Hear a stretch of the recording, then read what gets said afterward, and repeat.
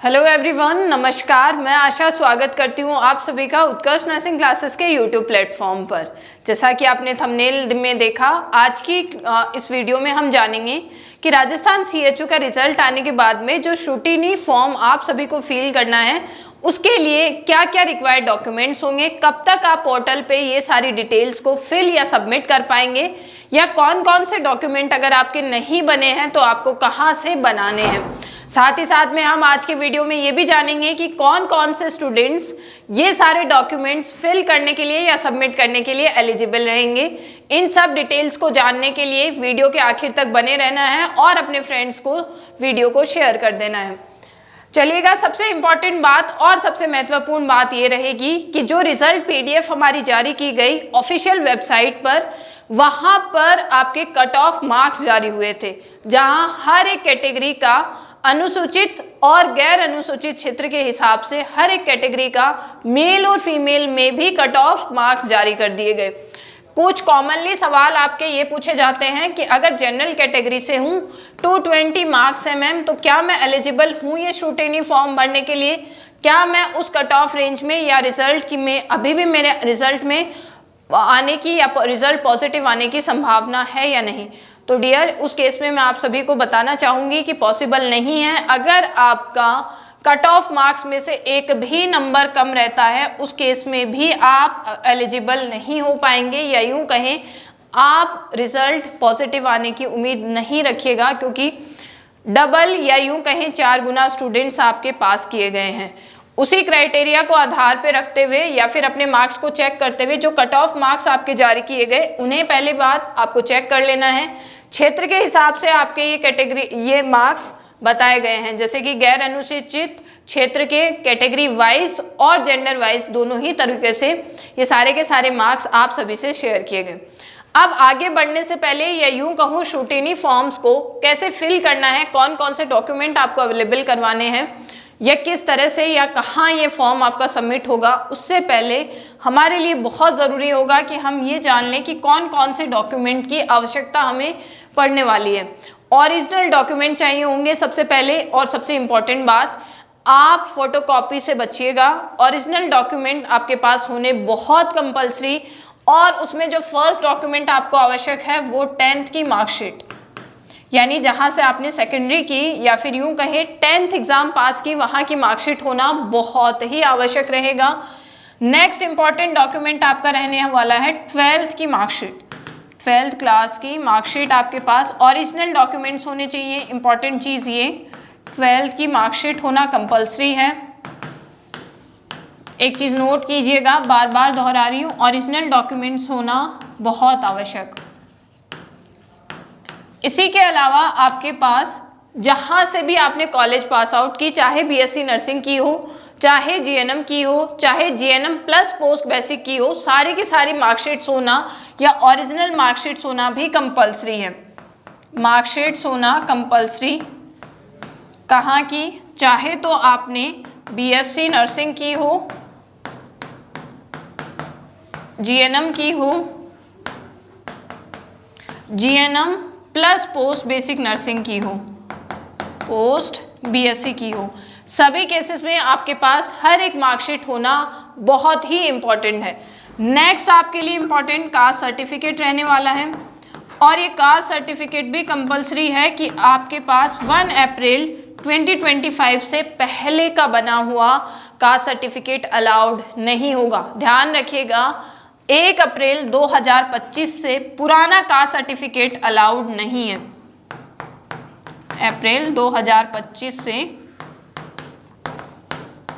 पुराना सीसी या फिर कास्ट सर्टिफिकेट अलाउड नहीं है। याद रखिएगा इस चीज़ को।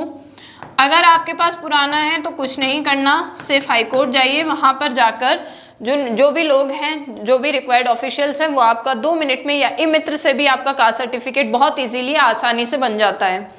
उसी के बाद में बात करते हैं डोमिसाइल सर्टिफिकेट की, यानी मूल निवास पत्र की।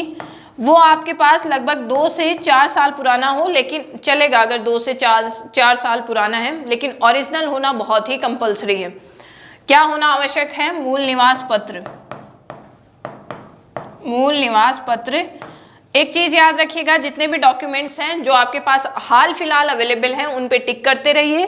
जो डॉक्यूमेंट्स आपके पास अभी हाल फिलहाल मौजूद नहीं हैं उनके बारे में आपको नोट करना है और फिर जल्द से जल्द उनको अवेलेबल करवा लेना है। इसी के अलावा 6th डॉक्यूमेंट जो आपको रिक्वायर्ड होगा वो कैरेक्टर सर्टिफिकेट। कैरेक्टर सर्टिफिकेट आपने गौर किया होगा, जहाँ से आपने कॉलेज की वहाँ से आपके पास होगा एक वो कैरेक्टर सर्टिफिकेट होना बहुत ज़रूरी। एक्चुअल में कैरेक्टर सर्टिफिकेट 3 ही नंबर होते हैं, 3 नंबर होने आवश्यक हैं। जैसे पहला आपको वहाँ से मिलेगा जहाँ से आपने कॉलेज की, दूसरा आपको किसी भी गैजेटेड अधिकारी से मिल सकता है, या यूँ कहें आपको एक ही इंसान से 2 कैरेक्टर सर्टिफिकेट नहीं बनाने। आप 2 लेक्चरर से 2 कैरेक्टर सर्टिफिकेट बना सकते हैं, लेकिन एक ही इंसान से 2 कैरेक्टर सर्टिफिकेट्स नहीं बनवाएंगे। यानी किसी भी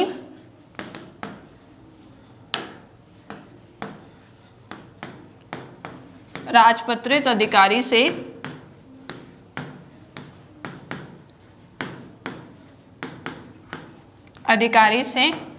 कैरेक्टर सर्टिफिकेट्स 2 अलग अलग अधिकारी होने चाहिए, फर्स्ट सेकंड। कहें तो आपके 2 लेक्चरर हो सकते हैं अलग अलग, लेकिन एक ही लेक्चरर 2 आपके कैरेक्टर सर्टिफिकेट्स अवेलेबल नहीं करवाएंगे। इसी के अलावा आरएनसी या फिर आईएनसी रजिस्ट्रेशन होना कंपलसरी रहेगा। 7th आरएनसी या आईएनसी या फिर अदर स्टेट से जहां से भी आपने नर्सिंग की है वहां का रजिस्ट्रेशन होना कंपलसरी है, रजिस्ट्रेशन होना कंपलसरी है। इसी के अलावा 8th डॉक्यूमेंट की आवश्यकता पड़ेगी, वो डॉक्यूमेंट जो आपको ये सुनिश्चित करता है कि आपने ब्रिज कोर्स कंप्लीट कर लिया है। यानी कि ब्रिज कोर्स का MPHL का डॉक्यूमेंट होना भी बहुत ही ज़रूरी। ब्रिज कोर्स डॉक्यूमेंट या जिसे हम बोल देते हैं MPHL सर्टिफिकेट भी याद रखिएगा। अब इसके अलावा आपके पास एक आर्टिसुनेटेड फॉर्म होना चाहिए, अटेन्यूएटेड फॉर्म होना चाहिए, जो कहाँ अवेलेबल होगा, शूटिनी फॉर्म के लास्ट में है, तो उसके बारे में वरी नहीं करेंगे। 9th आपके पास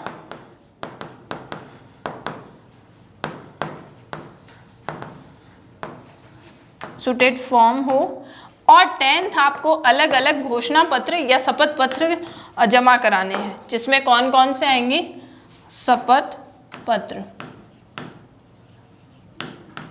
ये कौन कौन से शपथ पत्र देने हैं, सभी को देने हैं जो भी सारे कैंडिडेट्स आपके कट ऑफ से ऊपर मार्क्स के लिए एलिजिबल है। याद रखिएगा पहली चीज़ तो ये नॉन स्मोकिंग सर्टिफिकेट, यानी कि आपको जाकर ये घोषणा पत्र बनवाना होगा कि मैं अभी स्मोक नहीं करता हूँ और ना ही किसी को स्मोकिंग के लिए आगे आने वाले समय में भी प्रेरित करूँगा या फिर मोटिवेट करूँगा। यानी कि स्मोकिंग नहीं प्रमोट करता हूँ, डाउरी ना तो मैंने ली है, यानी दहेज ना मैंने लिया है, ना आने वाले समय में लूँगा। तीसरा सबसे इम्पॉर्टेंट, अगर आप विवाहित हैं तो आपको ये बताना है कि कितने बच्चे हैं या फिर आप कब से विवाहित हैं। अगर आप विवाहित नहीं हैं तो उसका भी आप घोषणा पत्र बनवाएंगे। अगर आप डिवोर्स्ड हैं तो उसका भी घोषणा पत्र बनेगा। और इन केस अगर आज के दिन आपके बच्चे नहीं हैं तो आने वाले समय में आप ये घोषित करेंगे कि आने वाले समय में मैं सिर्फ यानी कि 2 बेबीज को बॉर्न या फिर बर्थ दूंगा, या फिर 2 बेबीज से ज़्यादा बर्थ नहीं होंगे। याद रखिएगा इस चीज़ को, 2 बेबीज। साथ ही साथ में यूं कहें आपके मैरिज या मैरिटल स्टेटस का भी आपको शपथ पत्र बनवाना है। नेक्स्ट आपको ये कि जितने भी डॉक्यूमेंट्स आपने आयोग को या फिर यूं कहें बोर्ड को जमा करवाए हैं वो सारे के सारे बिल्कुल ओरिजिनल हैं, बिल्कुल ऑथेंटिक हैं। अगर ऑथेंटिक नहीं होते हैं तो आप यानी कि बोर्ड आपके खिलाफ कार्यवाही कर सकता है। यानी जो भी डॉक्यूमेंट्स हैं उनकी ऑथेंटिसिटी प्रॉपर है या नहीं, उसका भी आपको शपथ पत्र बनवाना है। क्लियर रहा?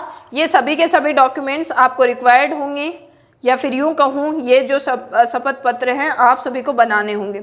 साथ ही साथ में आपको एक चीज़ और, डाउरी के अलावा, कि कास्ट सर्टिफिकेट जो आपने प्रोवाइड किया है वो भी ओरिजिनल है, इसका आपने कोई भी आरक्षण का फ़ायदा उठाने के लिए किसी भी या फिर किसी भी उद्देश्य से गलत कास्ट सर्टिफिकेट नहीं जमा करवाया।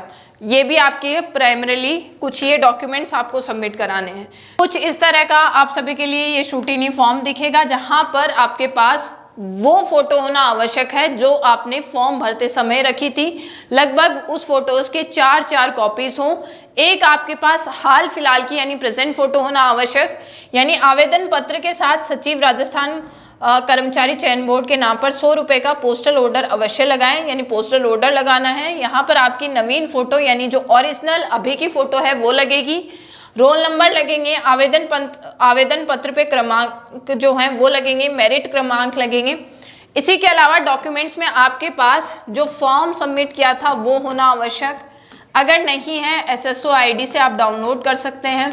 साथ ही साथ में आपके पास रिजल्ट PDF होना आवश्यक है, रिजल्ट PDF होना भी आवश्यक। ये डॉक्यूमेंट्स भी आप साथ में रखेंगे।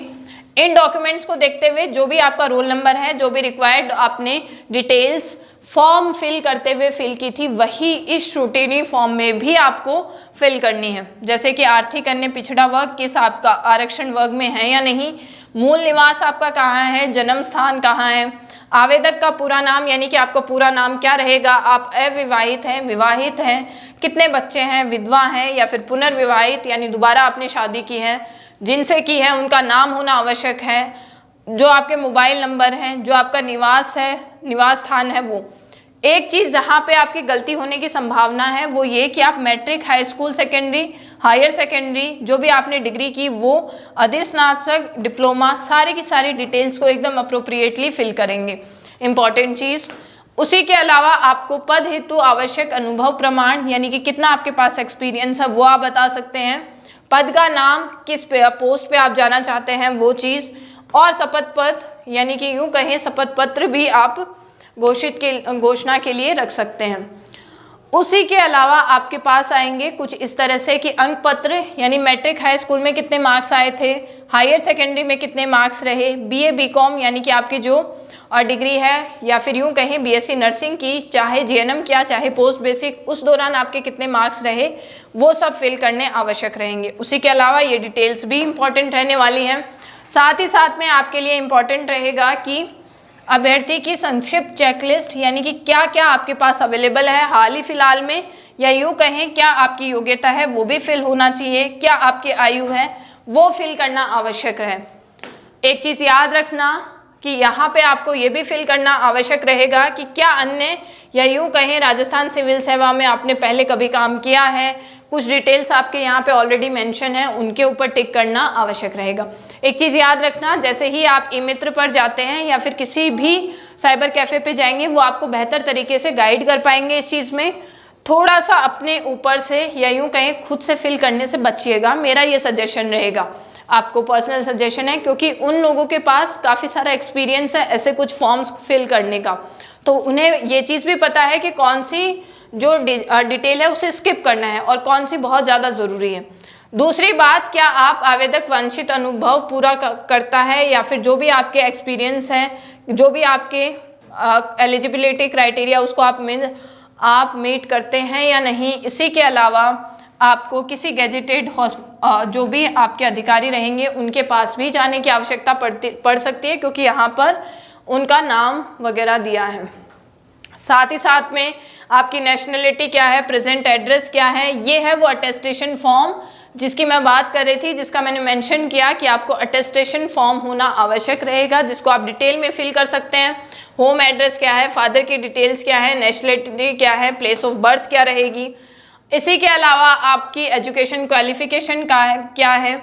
एक इम्पॉर्टेंट चीज़, इस चीज़ को ध्यान से भरिएगा कि जब आपने जो हायर सेकेंडरी की या 10th क्लास की या जो भी आपने किया, सारी की सारी चीज़ों में आपके लिए इम्पॉर्टेंट रहने वाला है ये चीज़ कि आप प्रॉपर तरीके से डिटेल्स को फिल करें, और साथ ही साथ में इम्पॉर्टेंट ये भी रहेगा कि कौन सी डेट को आप एंटर किए थे, कब आपने ये डिग्री पास की, ये सारा का सारा डेटा आप इसमें प्रॉपर तरीके से फिल करें।